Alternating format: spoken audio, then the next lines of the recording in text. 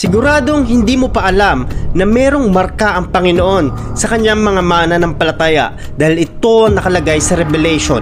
Humanda ka dahil ito magaganap sa mga propesiyang darating. Revelation chapter 7 verse 2, at nakita ko ang isa pang anghel na galing sa silangan na taglay ang pantatak na buhay ng Diyos. Sumigaw siya sa apat na anghel na binigyan ng Diyos na kapangyarihang maminsala sa lupa at dagat.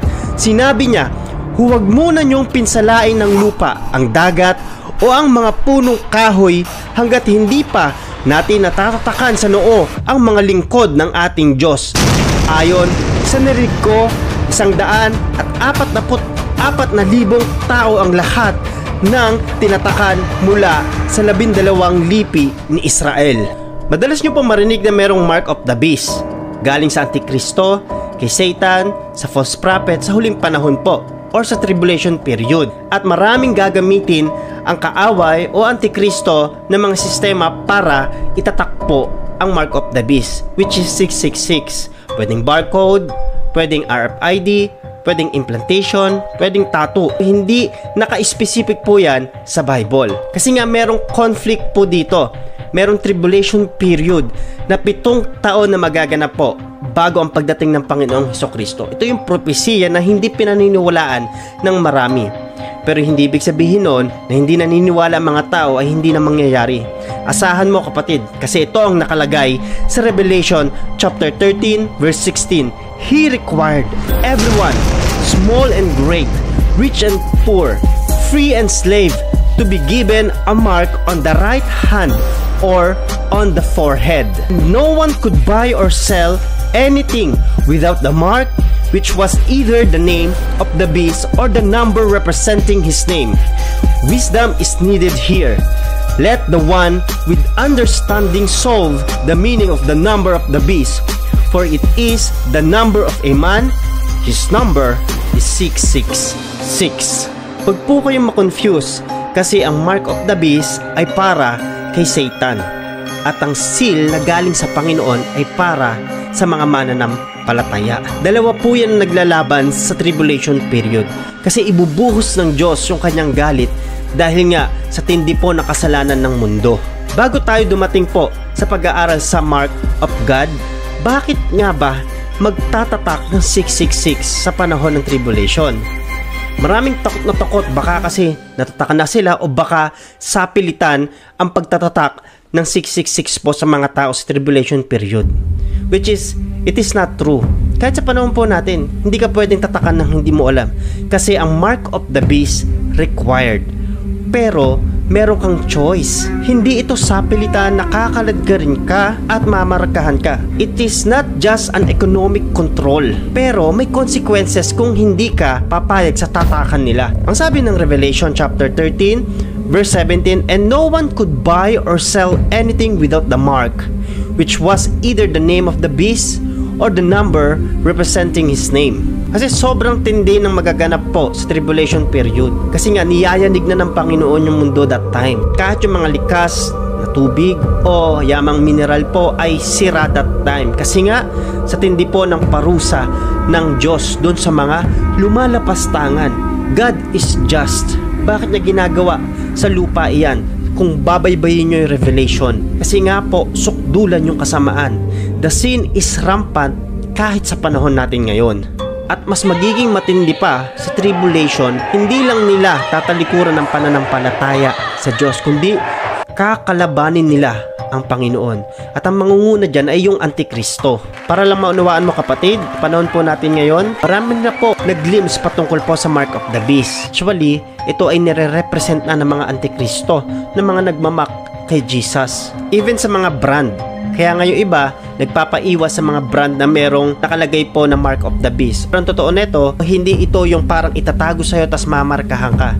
Gaya ng sinabi ko sa'yo kapatid, ito po ay choice. Choice mo na mag-worship kay Satan, sa Antichrist. It is choice na imak mo si Jesus. Choice po ito, hindi po ito sapilitan. Required yan sa tribulation period.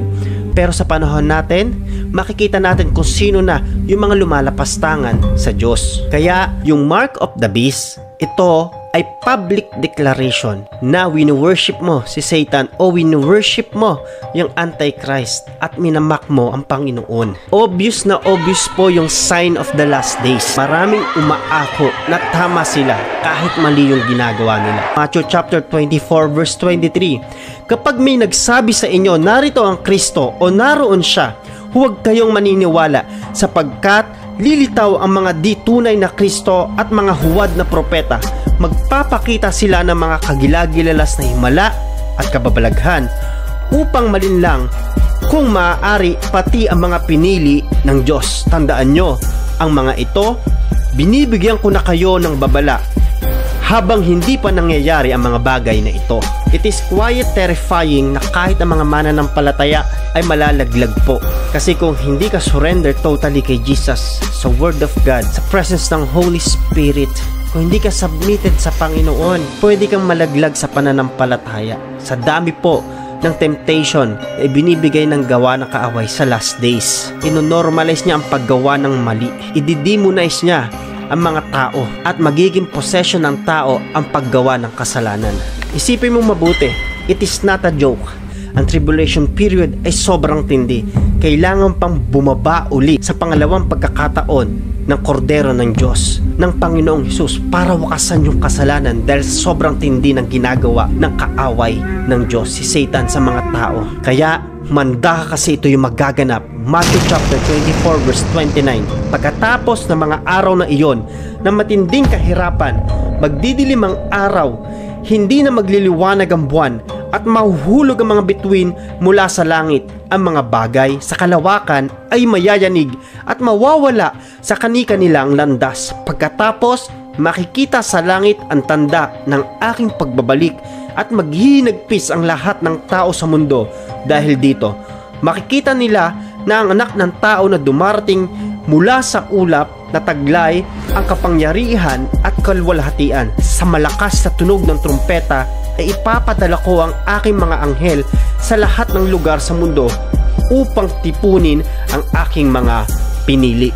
Ganito kahalaga ang marka ng Diyos sa tribulation period. Ang magkakaroon lang nito ay nakalagay sa Revelation. Yung mga nagtiis, mga tribulation saint. Malinaw sa sinasabi ng Biblia na kapag ang tatak ng Diyos ay nasa iyo, ikaw ay maliligtas. Pero kung ang tatak ng Antikristo ay nasa sayo, ikaw ay mabubulit kasama ni Satanas sa dagat-dagatang apoy. Revelation chapter 14, sumunod pa ang isang anghel sa dalawang anghel na nauna.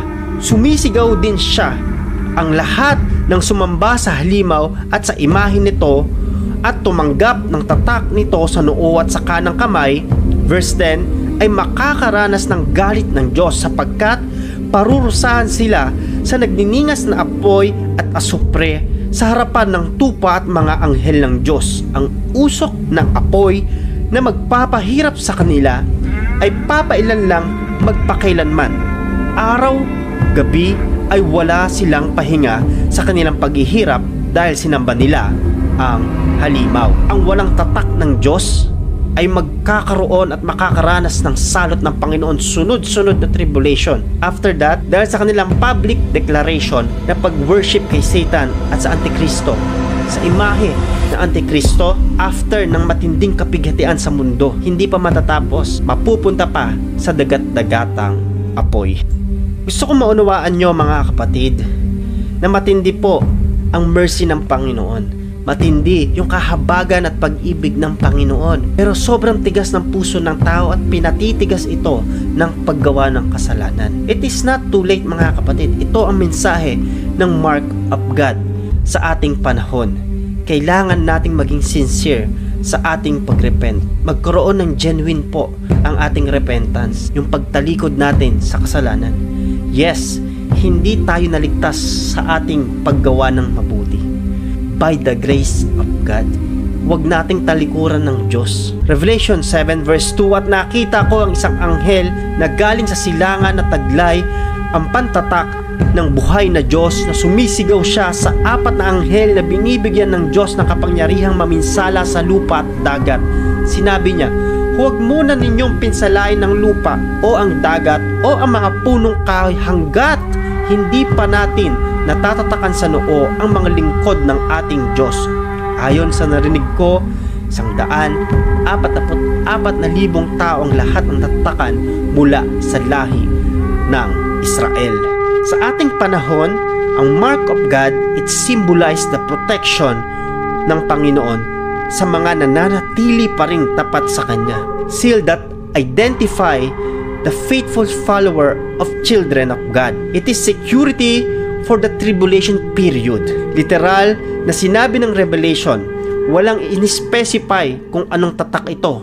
Numero ba to o isang simbolismo? Spiritual lesson, ang sinabi ng Biblia, it is divine protection ng Panginoon sa mga mananampalataya. God always spare for His children. Lagi po siyang merong kahabagan. Lagi siyang merong proteksyon, mga kapatid. Lagi siyang may pagkakataon na binibigay sa mga tao. Kaya kahit sa oras na ito, pinapaabot ito ng Panginoon para sa iyo. Para sa mga taong hindi pa nakakilala sa Diyos. Dahil gagamitin ka niya para i-share mo ito. Dahil ang pag-ibig ng Diyos ay mapasawalang hanggan. Kaya si Jesus ay nagkatawang tao para tayo itubusin sa tiyak na kapahamakan. Para tayo makawala sa kapangyarihan ng kasalanan. Kaya natin magbago dahil sa tulong ng Panginoon. At ito ang gusto kong maunawaan mo, kapatid.